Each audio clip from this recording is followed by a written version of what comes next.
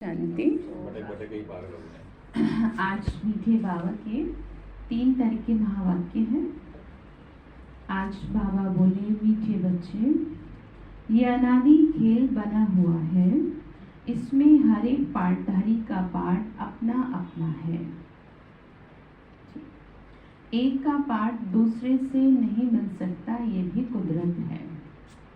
सभी अपना पार्ट लेके ही जन्म लिए हैं। तो बाबा ने कहा इसीलिए तुम जो है शांत रखो दिमाग को और अपने पार्ट पे ध्यान दो। तो प्रश्न है, भक्ति मार्ग में गंगा जल को इतना मान क्यों देते हैं? भक्तों की इतनी प्रीत गंगा जल से क्यों है? तो आंसर है, क्योंकि तुम बच्चे अभी ज्ञान जल अर्थात अमृत से सदगति को पाते हो। तुम्हारी प्रीत ज्ञान से है, जिससे तुम ज्ञान गंगा बन जाती हो। इसीलिए भक्तों ने फिर पानी को इतना मान दे दिया। बात तो है ज्ञान अमृत की, तो पानी को समझ लिए तो वैष्णव लोग हमेशा गंगा जल ही काम में लाते हैं। परंतु पानी से कोई सदगति नहीं होती, सदगति तो ज्ञान से होती है। ज्ञान सागर बाप तुम्हें सृष्टि के आदि मध्य का ज्ञान देते हैं। आत्मा को पावन बनाने का साधन पानी नहीं, उसके लिए तो ज्ञान और योग का इंजेक्शन चाहिए, जो एक बाप के पास ही है। ठीक है, तो मतलब समझ में आ गया। गंगा जल से मतलब है ज्ञान अमृत। तो गीत है, तकदीर जगाकर आई। ओम शांति। मीठे मीठे बच्चे जानते हैं कि ये ज्ञान मार्ग है, जिससे सदगति होती है अथवा स्वर्ग का राज्य भाग्य मिलता है। इसीलिए इनको पाठशाला कहो अथवा कॉलेज कहो, यूनिवर्सिटी कहो, बात एक ही है। यूनिवर्सिटी में बड़ी विद्या, उनमें छोटी विद्या मिलती है तो सब पाठशालाएं। पाठशाला में कमाई के लिए पढ़ते हैं, ठीक है ना। भाई सोर्स ऑफ इनकम कहाँ से आएगी आपकी? पहले पढ़ाई तो करें। तो बाबा ने भी कहा ये पढ़ाई है सतयुग की सोर्स ऑफ इनकम के लिए। यहाँ जो पढ़ेंगे वो आगे के जन्मों के लिए ट्रांसफर करेंगे, कि जो आगे फिर कमाने की जरूरत नहीं पड़ेगी। तो बाबा ने कहा तुम बच्चे जानते हो हमारी ये गुप्त पढ़ाई है। बेहद का बाप आकर आत्माओं को पढ़ाते हैं, आत्माएं ही पढ़ती हैं। अगर श्री कृष्ण भगवान होता तो तुम्हारा बुद्धियोग उनके चित्र की तरफ जाता, उनकी तरफ कशिश होती। उनके चित्र बगैर तुम रह नहीं सकते, परंतु श्री कृष्ण तो भगवान है नहीं। तो उल्टा समझने के कारण मनुष्य को श्री कृष्ण की ही याद रहती है। बाबा ने कहा जिस्मानी याद तो बड़ी सहज है, किसी भी देवी देवता को याद करना सहज है, क्योंकि शरीर दिखाई दे रहा है। अब मेहनत है जो शरीर नहीं दिखता, जैसे कि विदेही जिसे कहेंगे, ठीक है, जो कि शरीर नहीं है, जो ज्योति स्वरूप है, उस पर बुद्धि टिकाने में मेहनत है। बाबा ने कहा शरीर को तो कोई भी याद करे, रूहानी याद में मेहनत है। पूछते हैं बाबा कैसे याद करें, किसको याद करें? श्री कृष्ण का चित्र तो स्वीट है, परमपिता परमात्मा तो निराकार है। वो खुद कहते हैं, मैं इस बुजुर्ग तन में बैठ तुम बच्चों को फिर से सहज राज्यों की शिक्षा देता हूँ। तो बाबा ने कहा शिव बाबा सिखलाता हूँ, है बहुत सहज, सिर्फ बाबा को याद करना है। बाबा बता रहे बच्चे सहज है, क्योंकि बाबा के लिए सहज है, बच्चों के लिए नहीं सहज। बाबा के लिए इसलिए सहज है क्योंकि बाबा आत्माओं को ही देखते हैं। नहीं तो बाबा को भी हमारे अंदर, सभी के अंदर कितनी कमियां हैं, पढ़ा ही ना सके। ठीक है, अब यहाँ पर यही हमें मेहनत करनी है कि हम भी किसे देखें? ज्योति स्वरूप बाबा को देखें। ठीक है, तो बाबा ने कहा याद पक्की हो जाएगी, क्योंकि जैसे कल बताया था ना, जिस भी चीज को आप बार बार देखते हैं वही आपकी बुद्धि में बैठ जाती है, वही आपका चरित्र ऑटोमेटिकली बन जाता है। जैसे कि घर में छोटे बच्चे होते हैं, माँ बाप को लड़ते झगड़ते देखते हैं तो अपने आप उनके अंदर ये संस्कार चला जाता है। माँ बाप थोड़ी सिखाते, पिता थोड़ी बच्चों को गाली देना सिखाएगा, लेकिन वो सीख जाते हैं क्योंकि आंखों से कैच कर लेते हैं।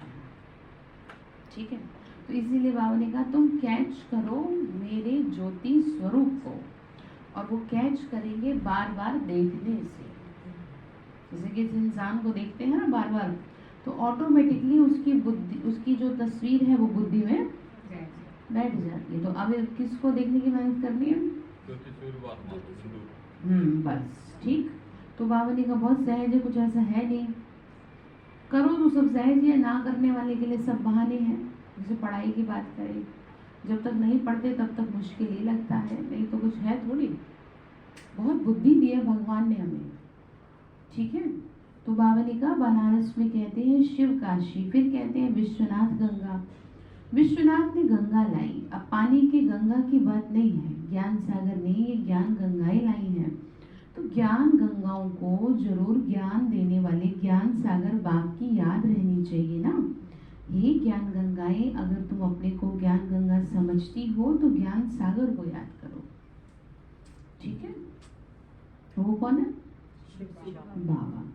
तो बाबा ने कहा जो अपने को ज्ञान गंगा नहीं समझते वे अज्ञानी ठहरे। अब तुम बच्चे जानते हो ना, हमको ज्ञान सागर ने सृष्टि के आदि मध्यांत का ज्ञान दिया है। अब हमको फिर सबको जाकर ज्ञान अमृत देना है। फिर कोई अंजलि लेते, कोई लोटा भरते, वैष्णव जो होते हैं उनकी गंगा जल से प्रीत होती है तो भर भर के ले जाते हैं ना, वैसे भी भावना रखते हैं। तो बाबा ने कहा अभी ज्ञान में दिक्कत यही हो गई कि भावना खत्म हो गई, इसीलिए तुरंत चमत्कार नहीं दिख रहा। जो भावना रख रहे हैं उनके जीवन में चमत्कार हो भी रहा, ऐसा नहीं है नहीं हो रहा। तो अब आप ये देख लो कि आपकी ज्ञान योग में बाबा के प्रति कितनी भावना है। भक्ति में भावना की वजह से ही भाड़ा मिलता है। अब जैसे जैसे पुराने होते जाते हैं, जैसे जैसे ज्ञान सुनते जाते हैं, वैसे वैसे भावना क्या हो जाती है? कम हो जाती है। होनी तो पक्की चाहिए, क्या तो सही नहीं है, लेकिन होता क्या है वो ना ढीले हो जाते हैं, कम हो जाती है, ठीक है। तो इसलिए बाबा ने कहा इसीलिए फिर ना उतना परिवर्तन नहीं दिखता। कहते हैं भाई तुम इतने साल से चल रहे हो, तुम्हारे अंदर क्या परिवर्तन, तुम सोचो तो भी कहने वाले आपको कह देंगे। कारण यही है कि आपने अपनी भावना को क्या कर दिया? कम कर लिया बाबा के प्रति। यहाँ पर दिक्कत दूसरी ये भी है कि वो दिखाई नहीं दे रहा आंखों से, खुली आंखों से दिखाई दे तब तो फिर भी कर ले। तो यहाँ पर यही तो मेहनत है। आंखों से तो हर कोई आपको दिख ही रहा है, उसी को तो देखना है जो दिखाई नहीं दे रहा, उसी को खिलाएंगे आज हम जो खाएगा नहीं। तो गुरुवार के दिन क्या करते हैं, बाबा को भोग लगाने का मतलब यही है कि वो खाता तो है नहीं लेकिन खुशबू तो ले ही सकता है ना, भावना तो ले ही सकता है। तो भावना ही बाबा के सामने प्रकट करेंगे, ठीक है। तो बाबा ने कहा ज्ञान में क्या हो जाती है, भावना कम हो जाती है, भक्ति में बहुत होती है। और उसकी वजह से बाबा ने कहा गंगा जल की बात कर रहे हैं, भावना की वजह से लोटा भर भर के लेके जाते हैं। वे हमेशा गंगा जल काम में लाते हैं। तुम्हारी फिर ज्ञान से, इस ज्ञान से प्रीत है, क्योंकि इस ज्ञान से तुम सदगति हो पा रहे हो। शिव बाबा ने ये ज्ञान दिया है कि स्वयं को आत्मा निश्चय करो, वर्षे को भी तुम जान गई हो। ये कौन समझा रहा है? परमपिता परमात्मा। कभी स्वप्न में भी किसी को ये ख्याल नहीं आएगा कि परमात्मा से कैसे वर्षा मिलता है, कैसे बादशाही मिलेगी। वो तो अपने लौकिक पिता के पीछे पड़े रहते हैं कि तुम ही दो हमें। तो आप समझ गए, जिसने बेहतर टेस्ट ही नहीं चखा, जिसने शाही टेस्ट ही नहीं चखा, तो वो जाने क्या कि स्वादिष्ट भोजन होता क्या है। तो दुनिया को तो सिर्फ जो बाहरी चीजें हैं वही दिखाई देती हैं। तो परमपिता परमात्मा के बगैर ये बेहद का वर्षा नहीं मिल सकता। परमपिता परमात्मा माना सभी मनुष्य मात्र का क्रिएटर, सभी मनुष्य मात्र यानी सारी दुनिया का मालिक। तो रचना का पिता हुआ ना, तो परमात्मा की रचना। अब ये नहीं कह सकते कि तुमने इतनी खराब रचना क्या बनाई, उसने रचना तो बहुत सुंदर बनाई, अब खराब तो खुद ही किया अपनी आदतों से। कोई भी माता पिता अपने बच्चों को गलत शिक्षा नहीं देते, लेकिन सब गलत करते हैं, ऑलमोस्ट 90% गलत करते हैं। तो उसके पीछे कारण है स्वयं के संस्कार। तो बाबा ने कहा मैंने थोड़ी ना रचना खराब बनाई, दुनिया बहुत सुंदर है, देखो इस दुनिया को जिसमें जाने की बाबा क्या करवा रहे हैं। बाबा ने तो ये बनाई थी, अब बाबा ने कहा तुमने इसे कन्वर्ट कर दिया सोने से आयरन में, तो मैं क्या करूँ। और आयरन भी गया, अब तो किस में हो गया, पत्थर में हो गया। आप समझ रहे हैं, पत्थर की भी क्वालिटी हो गई, तो कितना समाप्ति की ओर है। भगवान ने बच्चों को चेक करने के साथ माया भी तो बना दी ना। सिर्फ निराकार को ही परमपिता परमात्मा कहा जाता है। उनको इन आँखों से देख नहीं सकते। पढ़ाई है ये भाई जी, और पढ़ाई में ऐसा हो नहीं सकता कि परीक्षा ना हो, तो वो पढ़ाई व्यर्थ है। तो बाबा ने कहा परमात्मा को आप इन आँखों से नहीं देख सकते। भक्ति मार्ग में दिव्य दृष्टि से देखा जाता है। यहाँ भी तुमने आत्मा का साक्षात्कार नहीं किया, फिर भी अपने को आत्मा निश्चय करते हो, जानते हो ना आत्मा विनाशी है।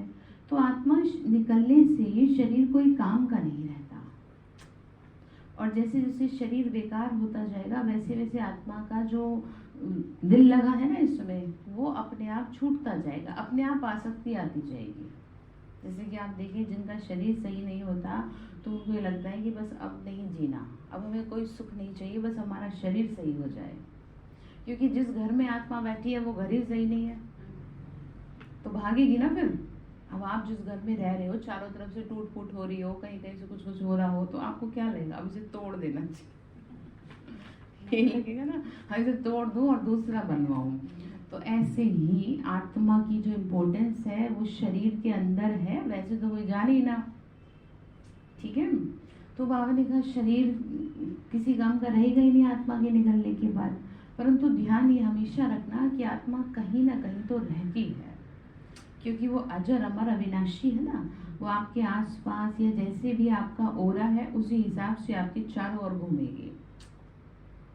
तो इसीलिए योग पे बड़ा ध्यान देने की जरूरत है कि आपके आसपास का वातावरण किसी भटकती हुई आत्मा को तंग न करे, और अगर है भी तो वो क्या हो जाए, शांत हो जाए। तो बाबा ने कहा आत्मा क्या चीज है किसी को नहीं पता। आत्मा बिंदी मिसल अति सूक्ष्म है जो भ्रकुटी के बीच में बैठी है। बिल्कुल छोटी सी आत्मा है, वही सब कुछ करती है। आत्मा नहीं होती तो ये कर्मेंद्रियां भी चल ना सके। अब डेड बॉडी से कोई कुछ करेगा, कितना भी नियरेस्ट डियरेस्ट हो, कोई बोलेगा उससे, नहीं बोलेगा, उल्टा डरेंगे। अच्छा एक बात मैं आपको बता सकती हूँ, जो पुण्य आत्माएं होती है ना उनकी डेड बॉडी से डर नहीं लगता।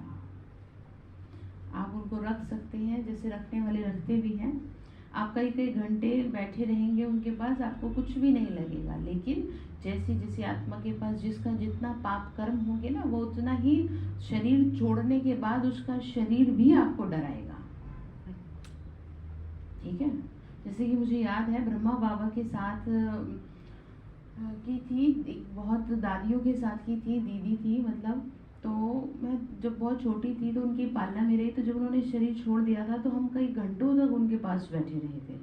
उन्होंने कहा था कि मेरी जो ये है अर्थी है, इसको जो है कन्याएं ही हाथ लगाए, कोई ना हाथ लगाए। तो किसी को भी नहीं बैठने दिया गया था, चारों तरफ जो बैठी थी सिर्फ कन्याएं ही बैठी थी। तो हमें कुछ भी ऐसा नहीं लगा, कई घंटों तक हम बैठे रहे। और नहीं तो धीरे धीरे इतनी कम उम्र में किसी को भी क्या हो सकता है, डर लग सकता है, क्योंकि वो आत्मा थी इतनी महान, इतनी पुण्य आत्मा थी। तो जो यमुना पार में पहला सेंटर था ना वो वही था, कोई भी सेंटर नहीं था। शहादरा की बात कर रहे, हाँ, जिसमें मम्मा बाबा ने पहला कदम रखा था दिल्ली में, वहाँ से मैं निकली हूँ। तो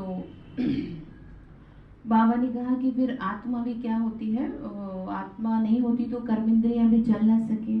आत्मा एक शरीर छोड़ दूसरा लेकर अपना पार्ट बजाती है। हर एक का अपना अपना पार्ट है, एक ना मिले दूसरे से, एक्टर कभी एक जैसे नहीं होते। इस खेल को कोई भी समझ नहीं सकता, हर एक आत्मा का अपना अपना पार्ट है। आत्माएं सभी एक ही रोग की हैं, बाकी शरीर भिन्न भिन्न है। बाबा ने कहा अनादि खेल बना है, इन बातों को विशाल बुद्धि ही समझ सकते हैं, वंडर खाना चाहिए। आत्मा बिंदी मिसल, उनमें 84 जन्मों का पार्ट फिक्स है जो कभी विनाश नहीं होता। इसको कहते हैं कुदरत। और हर आत्मा ने अपने कर्मों अनुसार पार्ट भरा, ऐसा नहीं बाबा ने भर दिया। अब जैसे अब यहाँ पर आपका पार्ट भर रहे हैं सतयुग के लिए, कि आपको सही कर्म करने की शिक्षा दी जा रही है, जिससे कि आत्मा में फिर वही संस्कार भर जाएंगे, फिर वो वैसे ही क्या करेगी, हाँ वैसे ही पार्ट प्ले करेगी। तो बाबा ने कहा कि इन बातों को विशाल बुद्धि समझेंगी, वंडर खाना चाहिए। आत्मा बिंदी मिसल, उनमें 84 जन्मों का पार्ट है जो कभी विनाश नहीं हो सकता। आत्मा खुद कहती है मैं एक शरीर छोड़ दूसरा लेती हूँ। हम साक्षी हो सारी सृष्टि के पार्टधारियों का एक्ट देखते हैं। परमपिता परमात्मा से अपना 21 जन्मों के सुख का वर्षा फिर से ले रहे हैं, जिसके फिर हमने 2500 वर्ष यानी आधा कल भक्ति की है। तो जरूर भक्तों को भगवान मिलना है। अब तुमको पता पड़ा है ना, नंबर 1 भक्त पुजारी तुम ठहरे। इस ड्रामा में पहले पहले तुम सतयुग में देवी देवताओं का पाठ बजाने आते हो। इस समय तुम ब्राह्मण वर्ण में हो। हम आत्मा ब्रह्मामुख वंशावली ब्राह्मण धर्म की है। अब इसीलिए पढ़ते हैं कि हम ब्राह्मण धर्म से बदल दैवी धर्म में चले जाएं। ठीक है, बाबा ने कहा आत्मा को ज्ञान मिलता है। ज्ञान से क्या होती है? सदगति होती है।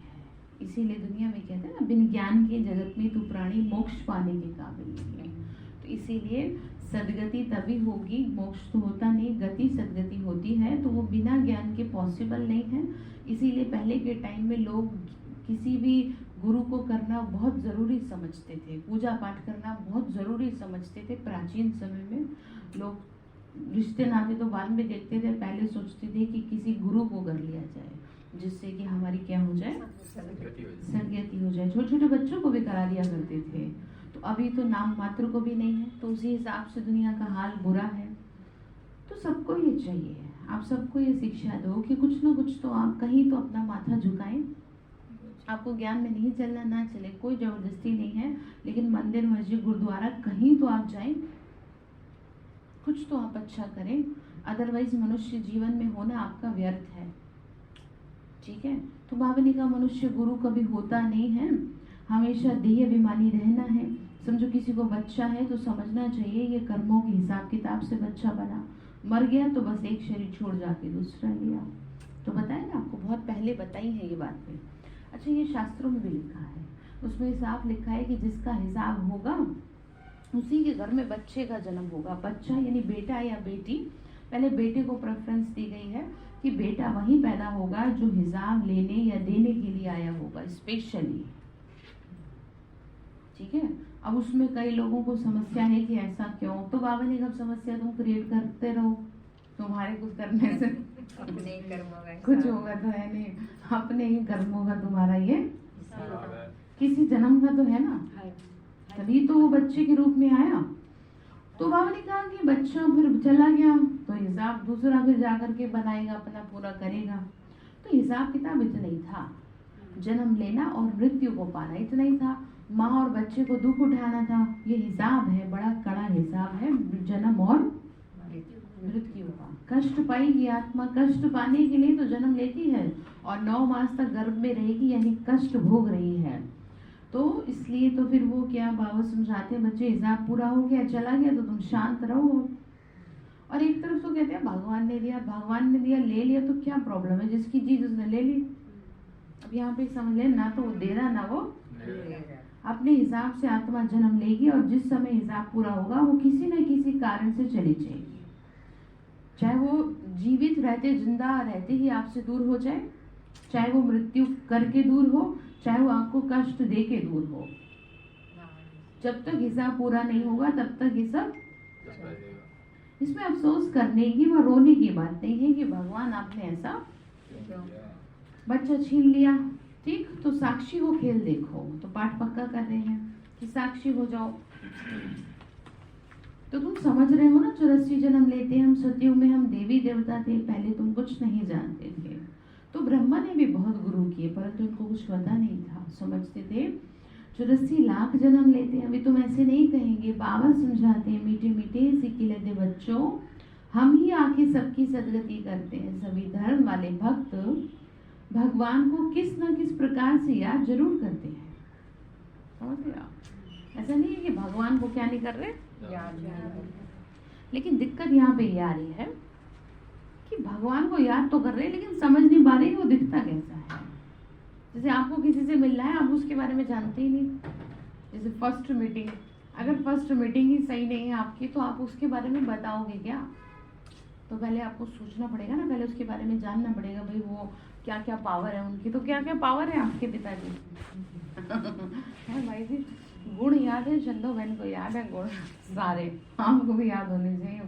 तो वो क्या है, शिव बाबा की क्या है पावर है। तो हर किसी बच्चे को चाहिए ये कि अपने पिता की प्रॉपर्टी और उसकी पावर का पूरा पता होना चाहिए। पहले पता तो हो, फायदा तब उठाएंगे। अभी तो पता ही नहीं है, अभी तो सिर्फ सोचते हैं वो कोई महल दे सकता है, वो गाड़ी बंगले दे दे, वो धन दौलत दे दे, ये तो सूरज के आगे दिए दे देना है, ये तो पैर की मिट्टी जो थोड़ी बहुत लग जाती है ना गलती से, वो है। यहाँ तो हर कदम में कदम है और आप उसके पीछे पड़े हो। बात समझ में आ गई? तो अपने पावर का तो ध्यान रखिए ना, मतलब बाबा की पावर का। तो बाबा ने कहा पता तो है ही नहीं, मेरे बारे में कुछ भी नहीं पता। तो भटकते भटकते अब इतने भटक गए कि भटक कर तो थक गए और थक करके अब बैठ गए। तो इसीलिए बाबा ने कल गीत दे दिया, धीरज धर मनवा धीरज धर। बहुत भटक लिए, हम पेशेंस रखो, ठीक। तो बाबा ने कहा बच्चे बाप को याद ही नहीं करते, ख्याल ही नहीं आता कि सतयुग कि कैसे जाएं हम, 84 जन्म कैसे लेने हैं, वहां सुख है। बाबा को याद नहीं करते, कहते हैं दुख में तो सब सिमरन करते हैं। तो बाबा कहते हैं हम तुमको स्वर्ग का मालिक बनाते हैं, वहां तुम सदा सुखी रहेंगे, यहाँ बहुत दुखी रह लिए, अब चलो, ठीक है। तो कलयुग को लाखों वर्ष आयु दे दी, ये भूल है। भक्ति में मुझारा बहुत है, दर दर धक्के खाना, जप तप तीर्थ आदि करना, ये सब भक्ति मार्ग है। अब इसे धक्का शब्द इसलिए कहा क्योंकि मनुष्य कहीं भी स्टॉप नहीं हो रहा। आजकल एक ट्रेंड बन गया है कि एक से नई इच्छा पूरी होगी तो दूसरे को बताओ, तो ये क्या हो गया, धक्के खाना हो गया। आप कहीं तो रुके, चलिए देवी देवता की पूजा करते हैं, किसी एक ही करें, ठीक है। तो बाबा ने कहा इसलिए धक्के खा रहे हैं और धक्के खाते रहते हैं और कुछ भी मिलता नहीं है। इसलिए भक्ति करने वाले बहुत है दुनिया में, ऐसा नहीं कर रहे, लेकिन जिसकी भक्ति कर रहे हैं जानते तो कुछ है ही नहीं। तो बाबा ने कहा, फिर बाबा भी चेंज कर रहा है टॉपिक, ये खेल है, ये जो हो रहा है वो होने दो। तो वो अपना काम कर रहा है। तो भाग्यशाली है वो आत्माएं की जो भक्ति करने के बाद भगवान को प्राप्त कर रही हैं, यानी जिनको ज्ञान मिल रहा है। हाँ जी, क्या कह रहे कामना बहन, आपका मुखड़ा नहीं दिख रहा, इधर आ जाओ, ठीक है। तो ये खेल है। तो बाबा ने कहा ड्रामा है, मैं भी भल क्रिएटर डायरेक्टर करण करावनहार हूँ, परंतु मैं ड्रामा के वश में हूँ, सिवाय एक टाइम एक शरीर के दूसरे कोई शरीर में आ नहीं सकता। ऐसे नहीं यहाँ भी आ जाए, कहीं और भी आ जाए, एक ही माध्यम लेता है बाबा। कहते हैं सदैव दादा के तन में आएंगे और उनको ही ब्रह्मा बनाएंगे। हाँ, पहले पहले इनका ही जन्म लक्ष्मी नारायण का था, फिर इनको ही आदि देव बनाएंगे। इस दिलवाड़ा मंदिर में शिव का भी चित्र है, आदि देव आदि देवी भी हैं, बच्चे भी हैं, सब तपस्या में बैठे हैं। ऊपर में स्वर्ग भी है, पूरा यादगार है। तुम यहाँ बैठे हो, बैठे बैठे देवी झाड़ की स्थापना कर रही हो, वह है जड़ चित्र। यहाँ तुम चैतन्य में बैठे हो, तुम स्वर्ग की स्थापना कर रहे हो श्रीमत पर, ठीक है। क्या कर रहे हैं? तो आप पूरा पूरा दे रहे हैं उसमें हिसाब अपना, पूरा पूरा भागीदारी तो देनी पड़ेगी ना, भाई स्थापना हो रही है। तो बाबा ने कहा मेरे को याद करो, यही क्या है, तुम्हारी पवित्र जीवन जियो, यही तुम्हारा पार्टिसिपेशन है इसमें। तो बाबा ने कहा श्रीमत पे जो अच्छी रीति पढ़ते हैं वही उच्च पद पाते हैं। लक्ष्मी नारायण ने क्या पुरुषार्थ किया? हाँ जी, लक्ष्मी नारायण तो कैसे बने हुआ ऐसे, ठीक है। तो ये ध्यान रखना है। मनुष्य मृत्यु लोक में रहते हैं, देवताएं अमर लोक में रहते हैं। भारत अमर लोक था, फिर क्या बना भाई जी? अभी है संगम, इनको कुंभ का मेला कहते हैं। कुंभ का सच्चा सच्चा मेला यह है क्योंकि यहाँ पे हम परमात्मा से मिलन और हमारा 76 सालों से मिलन चल ही रहा है। तो अनेक बार मिले, अनेक बार मिलने वाले हैं। कोई तो पुरुषार्थ कर वर्षा लेंगे, कोई फिर चले जाएंगे। परवानों का मिसाल है, आते तो बहुत है, ठीक है ना। बाबा ने कहा 76 है ना, 76 से आ तो बहुत रहे हैं मेरे से मिलने, लेकिन बाबा ने कहा कुर्बान होने वाले नहीं हैं, कुर्बान होने वाले लिमिटेड हैं। तो बाबा ने कहा तुम बच्चों को निश्चय है कि तुम्हारे बाप दादा, जो हमारे बाप दादा है, हम ब्रह्मा कुमार कुमारियां हैं। ब्रह्मा भी शिव का बच्चा है, हम धर्म के बच्चे हैं। बाप के बच्चे तो सब कहलाते हैं, परंतु जो हम बीके कहलाते हैं, तो गोया हम शिववंशी ब्रह्मा कुमार कुमारियां हो गए। शिव बाबा है दादा, उनको मुख्य बालक एक है, एक से फिर दूसरे पैदा होते हैं। तुम जानते हो ब्रह्मा मुख वंशावली ढेर है, ढेर होते जाएंगे, पढ़ाने वाला शिव बाबा है। ब्रह्मा की आत्मा भी मुझको याद करती है, तुम्हें भी याद करना है।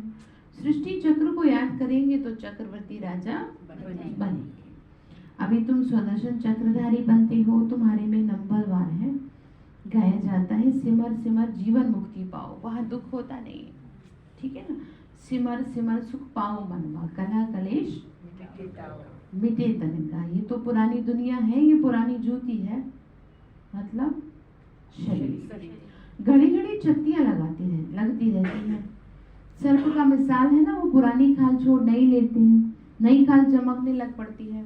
तो अब आप सभी भी रेडी हैं नई खाल के लिए, चमकने के लिए। देखो कैसी बेकार हो गई खाल, जैसे तैसे बाबा कह रहे तुम इसे चला रहे हो चत्तियां लगा के।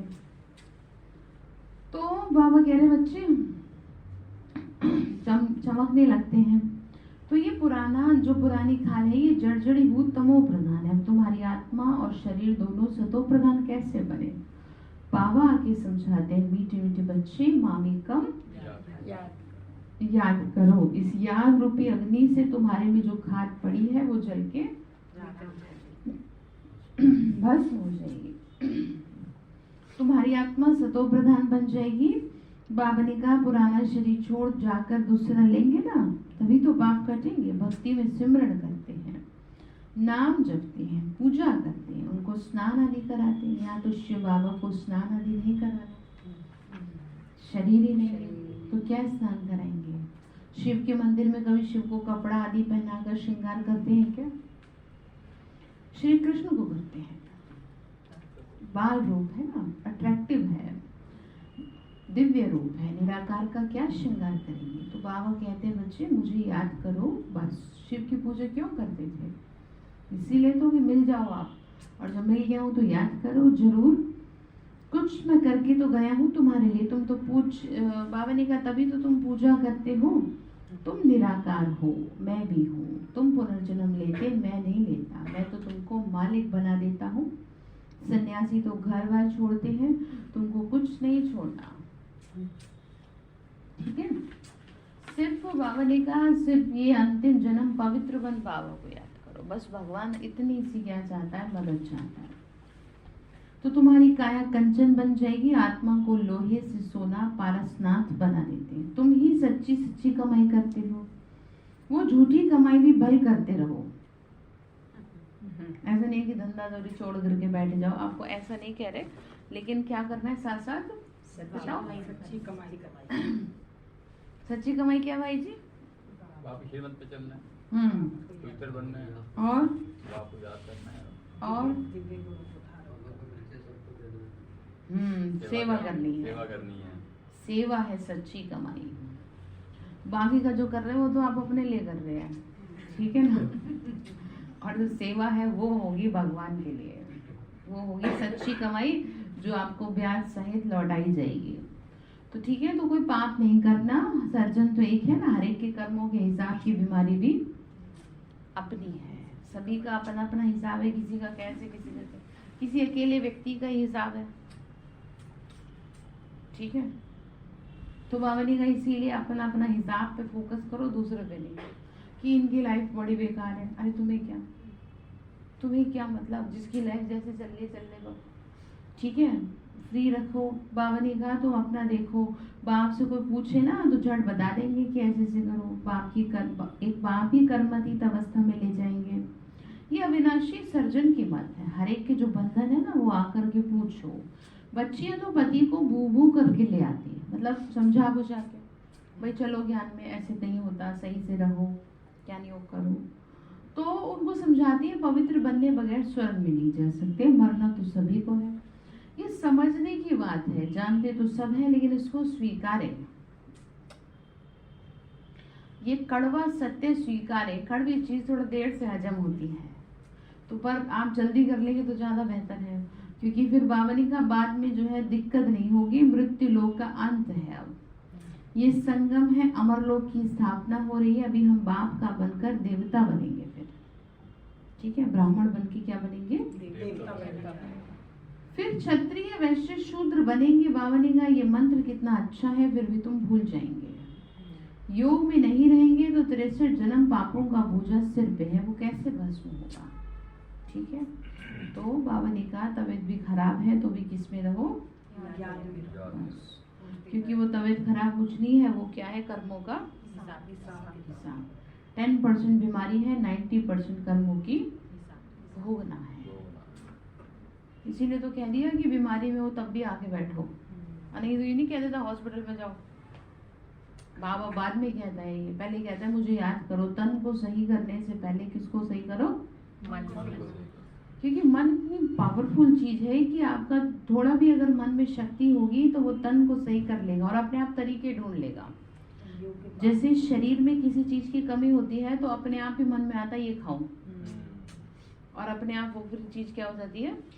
अच्छी लगती ठीक हो जाती है। शरीर की कमी क्या हो जाती है? पूरी हो जाती है। तो मन में ही तो आता है ये, है ना, मन में ही तो आता है ना। तो अब यहाँ मन को आप डबल डोज दीजिए। शरीर को भोजन देने की तो दे ही रहे हैं, साथ में ज्ञान योग की अगर ज्यादा अच्छी डोज देंगे तो उस शरीर को ज्यादा देर तक बीमार नहीं रहने देगा, वो खड़ा कर देगा खुद ही। ठीक है, ऐसे नहीं कि क्या करूं, जिससे कि आप कहोगे क्या करूं मेरे हाथ में नहीं है, ऐसा कुछ नहीं है। अभी तो वो समय नहीं आया कि जो बाबा ने वो समय बता रखा है कि दवाइयाँ नहीं काम करेंगी। अभी तो सब दवाइयाँ काम कर ही रही है, अभी तो हर बीमारी की दवा आपको मिल ही रही है। अभी तो वो समय नहीं है कि जो इतना बुरा समय हो। तो इन वन वर्ड आप स्वयं को, मन को मजबूत करके, मन में शक्ति भर के, मन को बाबा में लगा के शरीर को खड़ा करें। ठीक है, और औरों को भी ये शिक्षा दे। जैसे आपके नियरेस्ट डियरेस्ट है, कोई हॉस्पिटल में, कोई कहीं है, मिलने जुलने जाते हैं, तो आप उनके शरीर से ज्यादा उनके मन को मजबूत करने की उनसे बात कहें। ये नहीं कि तो बड़ा बुरा हो रहा है तो भाईजान कैसे हो गया, ये सवाल नहीं। तो कौन से सवाल दे रहे हैं आपको? कौन से करने सवाल? मन को शक्तिशाली। और मन को शक्तिशाली के लिए आप क्या करें? मन में कैसे शक्ति भरी जाए वो सारी चीजें समझें। बावनी का ये इंजेक्शन है। ठीक है, पावनी का कैसे भस्म होंगे फिर पाप? गंगा के पानी से थोड़ी धुलेंगे, पाप आत्मा पर लगे हुए हैं, शरीर पर तो है ना। ठीक है, तो पाप आत्मा पुण्य आत्मा कहते हैं ना। तो तुम आत्माओं को पावन बनने का इंजेक्शन चाहिए, वो इंजेक्शन बाबा ही देते हैं। बाबा कह रहे मेरे पास है और किसी के पास है नहीं इंजेक्शन। ठीक है, तो बाबा से इंजेक्शन लगवा रहे हैं हम सुबह। इसीलिए सब पुकारते हैं कि आ जाओ पावन बनाने वाले बाबा, आकर के पावन बनाओ, हमें इंजेक्शन दो जो हम क्या बने? पावन। अब बच्चों को यात्रा पे चलना है, उठते बैठते सदैव किस पे रहना है? बस बाप को याद करो और घर को याद करो तो कमाई जमा होती चाहिए। अच्छा, मीठे मीठे सिक्के लदे बच्चों प्रति माता पिता बाप दादा का याद प्यार और गुड मॉर्निंग। रूहानी बाप की रूहानी बच्चों को नमस्ते। हम रूहानी बच्चों की रूहानी माता पिता बाप दादा को नमस्ते नमस्ते बाबा नमस्ते। शुक्रिया बाबा, शुक्रिया शुक्रिया। तो धारणा के लिए मुख्य सार है, साक्षी हो हर एक पाठधारी का पाठ देखना, सवाल जवाब नहीं कि ऐसे क्यों है।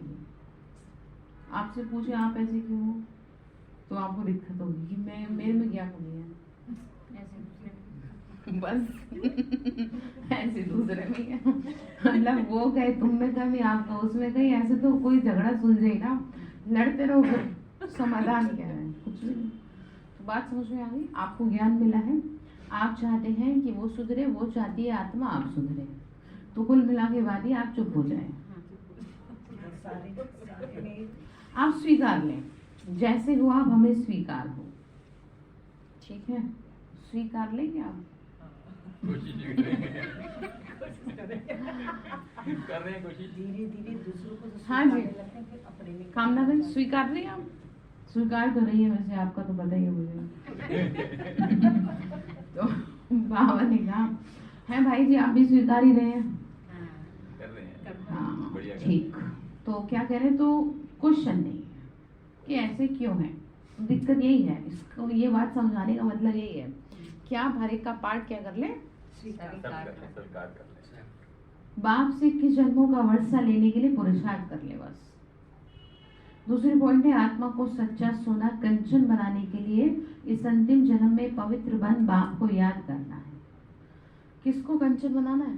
आत्मा को, मन को। ठीक है, सच्ची कमाई करनी है। सच्ची कमाई क्या बताइए?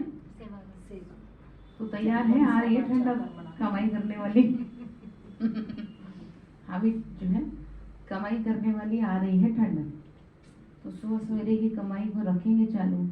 तो वरदान दे रहे बाबा, दाता बन, अखुट खजानों का दान करने वाले महादानी सो विश्व सेवाधारी भव। दाता बन, अखुट खजानों का दान करने वाले महादानी सो विश्व सेवाधारी भाव। सदा याद रखो कि बाप द्वारा जो भी अखुट खजाने मिले हैं वो देने हैं। खजानों को कार्य में लगाओ, चाहे मनसा, चाहे वाचा, चाहे संबंध संपर्क में सफल करते चलो। दाता के बच्चे एक दिन भी बिना देने के नहीं रह सकते। विश्व सेवाधारी को हर एक दिन सेवा करनी है। ठीक है, अगर वाचा का चांस नहीं मिलता तो मनसा करो। मनसा नहीं करते हो तो अपने कर्म व प्रैक्टिकल लाइफ द्वारा करो।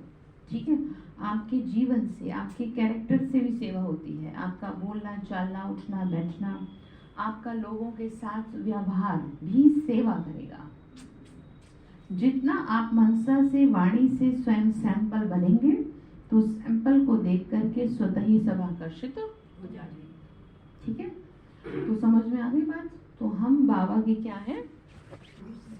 सैंपल बच्चे हैं। हाँ, सैंपल पीस हैं, क्योंकि सैंपल ज़्यादा नहीं होते, लिमिटेड चीज़ों के सैंपल रखे जाते हैं जिससे कि दुनिया को पता चले कि आगे ये चीज़ हमारे पास अवेलेबल है। तो ठीक है, तो सभी खजानों को सफल करें और स्वयं को उदाहरण बनाएं। स्लोगन है, जिसके पास दृढ़ता की शक्ति है उसके लिए असंभव भी संभव हो जाता है। ठीक है, डिटर्मिनेशन जिसे कहते हैं, करना ही मन में वही वाली बात है, मन में ये संकल्प है तो आप बहुत कुछ कर सकते हैं। दुनिया में कुछ भी असंभव नहीं है। ठीक है, तो आज के लिए आपका ध्यान जो रखना है वो यही रखनी है आपको कि बाबा ने कहा है कि बच्चे आपको हर एक पाठधारी का पाठ साक्षी होकर देखना है। फिर चाहे अब ये नहीं, अब साक्षी का मतलब ये नहीं कि कोई बीमार है तो हम उसको क्यों देखें, जो होगा होता रहेगा।